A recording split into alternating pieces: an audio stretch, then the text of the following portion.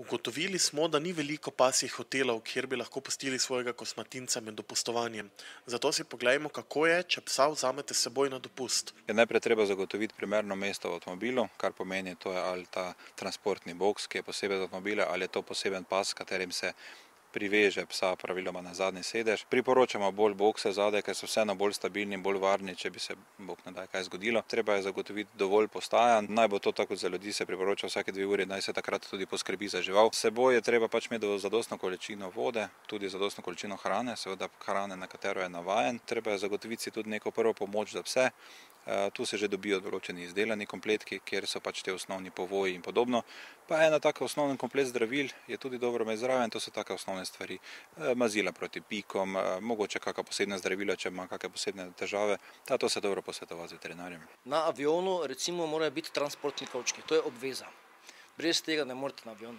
Za potovanje z avtomobilom, za večjega psa, recimo bom rekel nekega bernskega planšarja, pa se priporoča, da so ali v karavanskem sistemu so zadaj za eno tako okvirno, bom rekel, mrežo, mislim najlonsko, ali pa, če pa ni karavanski sistem, pa je dobro, da so na zadnjem sedežu pripeti.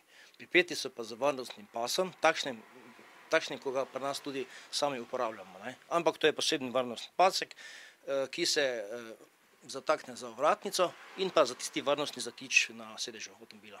Ni dovoljeno imeti psa brez ali zaponke ali brez kletke. In na sprednjih sedežih ne sme biti.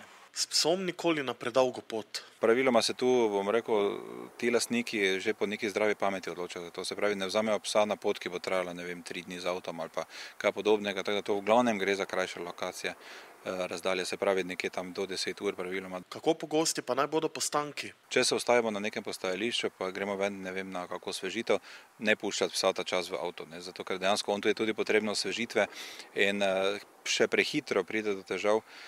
Nažalost, skoraj vsako leto se še zgodi, da se kakšna žival pogine zaradi ravno tega, zaradi zaprtega vozila. In kakšni so prvi znaki, da je živaljo kaj narobe? Pospešeno dihanje, tudi delno izguba zavesti, pomodrele sluznice. Povedati moram, da se vsako leto vse približno 10% naših gostov povprašuje in se nekateri potem tudi odločijo, da vzamejo domače hišne ljubljenčke s sabo na počitnice. Mi imamo namreč v naših katalogih več kot 70 objektov takih, ki so označeni, da hoteli dovoljujejo domače živali, torej nekateri apartmani, tako da noben problem ni vzeti s sabo domačih živali. Koliko pa znaša doplačilo za dopustovanje psa? Nekje od 5 do 10 evrov na dan, odvisno od hotela.